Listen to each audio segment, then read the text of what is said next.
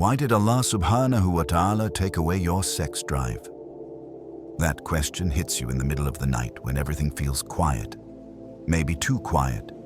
You open your phone out of habit, scrolling through the same reels you used to crave, but nothing pulls at you anymore. Not even the things you promised yourself you'd never watch again. It's not just guilt this time, it's numbness. You make du'a after wudu, whispering, Ya Allah, please bring me back. But the silence stays. At first, you think it's a blessing. Finally, free from temptation. Maybe you even tell yourself it's a sign of spiritual growth. But as days turn to weeks, that silence starts to feel like a weight. A question mark that no one else seems to ask. Am I broken? Is Allah subhanahu wa ta'ala punishing me? Or is there something else behind this quiet? Here's the truth. You're not alone. And this video isn't just about lost desire. It's about the silence Allah subhanahu wa ta'ala sometimes places in our hearts. A silence that's confusing, terrifying, but maybe merciful. If you're watching this because you're scared, confused, or searching for answers, stay with me. Because by the end, you'll understand the 6 reasons why this silence might be a protection, not a punishment. No hype, no quick fixes. Just a raw, honest conversation about a pain many feel, but few speak about. Let's begin with the first reason. The one your body tried to tell you long before your heart admitted it. You burned out fighting a battle you didn't know you were in. Reason 1. You burned out fighting what you couldn't admit. It didn't happen overnight. It never does. It started the night you promised yourself that you'd never fall into it again. You closed the tabs, cleared the search history, whispered those words in your dark room after wudu. Ya Allah, please, last time. But by the end of the week, there you were again. Same place, same shame. So you tried harder. You woke up for Fajr with eyes barely open. You stayed away from your phone, skipped videos your friends shared, avoided conversations that could pull you back. You tried to starve out your desire by giving it nothing, but that's not how it works. Instead of starving, you were suffocating. Months passed and the cycle continued. Resistance, relapse, regret. And every cycle took more from you, more strength, more hope, more belief that you could ever change. Until one morning, you felt something different. Nothing. You didn't feel tempted. You didn't feel relieved. You didn't feel at all. And that emptiness terrified you. You secretly wondered, did I finally break something inside myself? But here's the truth. No one admits openly, especially not in Muslim circles. Fighting the same battle alone, day after day, year after year, without ever facing why you struggled in the first place, eventually leads to one place. Burnout. You didn't lose your desire because you were weak. You lost it because your heart couldn't handle the endless cycle of shame, secrecy, and silent war. Allah subhanahu wa ta'ala sees battles that no one else sees, and sometimes, instead of making you fight harder, He simply takes away the battlefield. Not as punishment, but as mercy. Think about what the Prophet Muhammad sallallahu alaihi wasallam taught us. This religion is easy, and whoever overburdens himself will not be able to continue in that way. You tried so hard to fix yourself alone, believing your pain was proof of sincerity. But Allah subhanahu wa ta'ala never asked you to carry this struggle alone. Your soul was never designed to endure endless isolation and constant shame. This silence you fear, the sudden numbness, isn't failure. It's your heart finally getting a chance to breathe. Allah paused your desire, not because you were failing, but because you wouldn't admit how exhausted you were from fighting alone. You prayed for purity. You begged for relief. You thought relief would feel peaceful, not empty, but sometimes relief feels exactly like this. Stillness, silence, space. You weren't broken, you were just tired. And maybe this is Allah subhanahu wa ta'ala giving your heart permission to rest, recover, and heal before desire returns, clean and safe, ready for a new beginning. But what if there's more behind this silence? What if your heart wasn't just fighting internal battles, but external ones too? And those external battles, they didn't start inside you, they started from a screen. Reason 2. You overstimulated your brain until desire crashed. No one ever tells you this, but your brain doesn't have infinite space. When you spend hours feeding it flashes of beauty, scandal, dopamine, even if you never touch a haram relationship, your brain is still keeping score. Every reel, every accidental explore page visit, every comment section you lingered on, knowing exactly what it would do to your imagination. And here's what people never say out loud. Sometimes, your sex drive doesn't disappear because you're spiritually pure or medically broken. It disappears because your mind got saturated. There's no room left to feel anymore. Desire didn't die, it drowned. Have you ever been so overstimulated that your body just gave up? You scroll past something haram, and there's no guilt, just emptiness. You get a rishta call, and you're not excited, you're exhausted. And then it hits. Am I broken? Will I feel anything again when I'm married? Did I ruin myself before I even got a chance? But pause.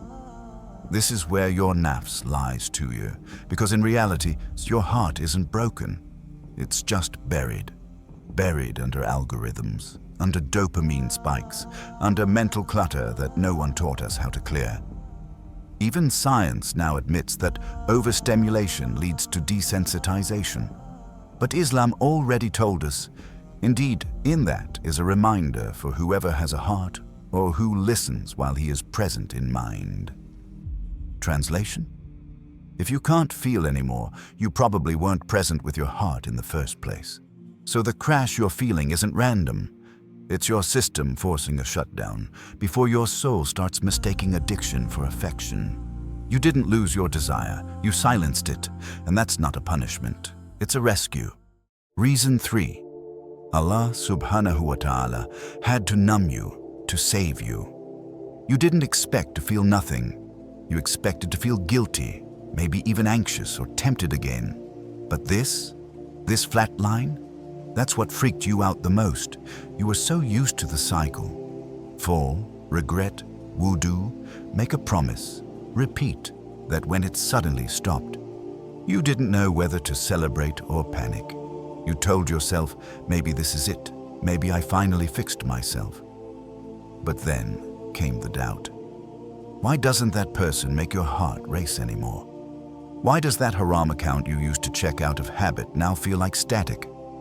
Why are your DMs dry, not just in replies, but in emotion? And this is the scary part no one talks about. You miss the rush, not the sin, not the consequences, just that feeling of being alive for a second. Now it's just quiet, and you're scared that maybe you went too far trying to suppress everything, that maybe this is your punishment, that you're broken now. But stop, breathe. What if you're not broken? What if Allah subhanahu wa ta'ala pulled the plug on something before it destroyed the rest of you? Because here's what nobody wants to admit. Some temptations don't fade because we beat them. They fade because Allah cut the power for your own protection. It's like when you're too deep into something, too emotionally hijacked to leave on your own. And so, Allah subhanahu wa ta'ala, out of sheer mercy, doesn't wait for you to hit rock bottom. He numbs you, so you don't burn the whole soul down. Rasulullah sallallahu alayhi wasallam once said, "If you feel no shame, do as you wish." That hadith isn't just a warning, it's a diagnosis. When the heart's filters start breaking, desire runs wild. Shame shuts off, and your soul starts bleeding from places you can't see. So Allah gives you a moment of mercy, not a punishment, a mercy. He mutes the urge not to reject you, but to give you space to heal without tearing yourself apart. This numbness isn't failure, it's divine first aid. And the fact that you're here, watching this, still asking questions, is proof you're not disconnected. You're being protected. The fire didn't go out. It got quarantined by the one who created it. Reason 4. A medical issue was being hidden by guilt. You thought it was a sin problem. You blamed your slip-ups, the late-night clicks, the mixed DMS, the fast-forwarded haram scenes you didn't let fully play, but still watched enough to feel it. So when your desire died, you assumed it was Allah subhanahu wa ta'ala punishing you. And when it stayed dead, you got scared. You Googled it. You cried about it. You begged Allah subhanahu wa ta'ala to forgive you for whatever you thought triggered it. But here's what almost no one in your circle will tell you. Sometimes the problem isn't you. It's your hormones. It's your thyroid.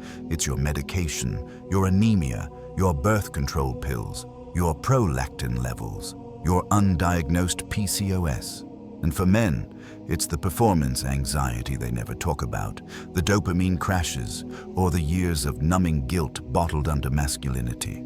But no one says it like that, because shame is louder than science.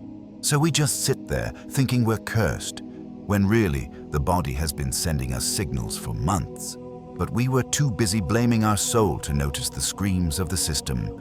This doesn't mean you're not accountable. It means maybe the full answer doesn't come in a du'a alone. Maybe it starts with a blood test. Maybe healing isn't just spiritual. Maybe it's physical and spiritual, and that doesn't make you weak.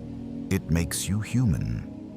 Rasulullah sallallahu alayhi wasallam said, "There is no disease that Allah subhanahu wa ta'ala has created, except that He also has created its treatment. And that includes the ones you've been too embarrassed to ask about." So if you've been in a cycle of guilt, begging Allah to fix something you won't even let a doctor check, maybe it's time to shift the approach. Healing doesn't start by assuming you're disgusting. It starts by realizing you're worth fixing. Because even the Prophet Muhammad sallallahu alaihi wasallam encouraged the sick to seek cure, not because they were faithless, but because they were worth saving. Reason 5. Allah subhanahu wa ta'ala was testing your sabr in the most personal way. Some tests scream, others hum quietly under your skin. This one, it's the kind that nobody sees, but you carry it every single day. On your pillow, in your throat, in the way you scroll past something haram and pretend it didn't bother you. It's the test of wanting and not having. And unlike most tests, this one isn't loud or dramatic.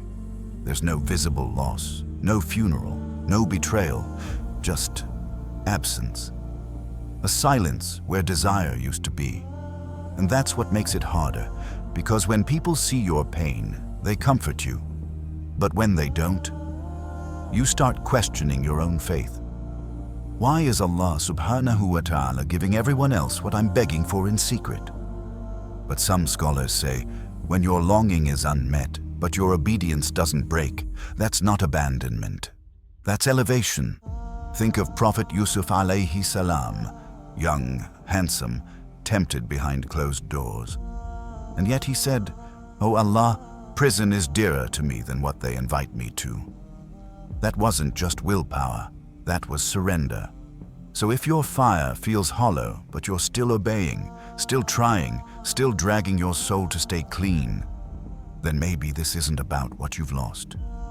Maybe it's about what Allah subhanahu wa ta'ala is building, because sabr isn't just patience, it's painful loyalty.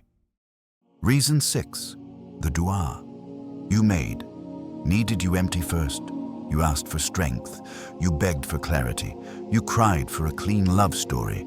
You whispered in sujood for Allah subhanahu wa ta'ala to pull you out of the haram and guide you to something real. And then your desire vanished. Not just lust, but the pull itself, the fire, the hunger. It just went silent. At first you thought it was shame. Then you blamed stress. But deep down, a different question crept in. What if this is the answer I didn't recognize? Because here's the part nobody warns you about. Sometimes Allah subhanahu wa ta'ala accepts your du'a by stripping you of everything that blocks it, including feelings you thought you needed, that person you were addicted to, gone, that routine that was draining your soul, disrupted, that temptation you kept falling into again and again, numbed without warning. Why? Because to get you to what you prayed for, something in you had to die first. Sometimes Allah subhanahu wa ta'ala clears the path not by adding more, but by emptying you out completely. Allah doesn't just open the right door, He locks the wrong ones shut so you don't crawl back when things get hard. You wanted healing, but you thought it would feel warm. You wanted marriage, but you assumed you'd feel whole first. You wanted purpose, but you didn't expect to be emptied out to the bone before it arrived. But du'a isn't just about receiving. It's about being transformed into the kind of person who can carry the thing you asked for. And sometimes that starts with silence where desire used to live. So maybe it wasn't a glitch. Maybe it wasn't a punishment. Maybe it wasn't even about you being broken. Maybe it was Allah subhanahu wa ta'ala giving you the one thing your du'a didn't mention, but your soul needed most: stillness. Because when your body goes quiet, your patterns get loud. You start noticing how many of your old habits were built on chasing feelings, not truth. How many late-night slips were disguised as needs. How often you called it love when it was just loneliness dressed up with dopamine. And that's when you realize desire isn't the enemy, but unchecked desire, that's how you drown slowly while calling it swimming. So if you've lost your sex drive, if things feel numb, flat, or strangely calm, don't rush to panic. Don't Google yourself into paranoia, and don't let society convince you that silence means failure. Sometimes Allah subhanahu wa ta'ala takes something away to build something better. Not just in your body, but in your choices, your attention, your spiritual grip. And when He brings it back, and if He does, it'll be in a way that fits the version of you He's been reshaping in the quiet. Until then, hold your silence like it's sacred. Because maybe, just maybe, it's not a weakness. It's a divine whisper that you're finally, deeply being rewired. Not to lose desire, but to finally deserve what it was always meant to feel like. So if you've been scared of this quiet, of what it means, of how long it'll last, leave a small du'a in the comments. Not for your desire to come back, but for your heart to be ready when it does. Even if it's just, Ya Allah, make me pure in private like I try to look in public. Someone might scroll down and find that du'a on a night they almost gave up. And if this video reached you at the right moment, maybe it was never really just a video. Maybe it was part of the rewiring. Until next time, Assalamu alaikum wa rahmatullahi wa barakatuh. And if you're still here, still listening, you already know. Hit like or don't. Share it or keep it to yourself. Just don't forget the message. Because sometimes the quietest moments are the loudest wake-up calls from Allah subhanahu wa ta'ala.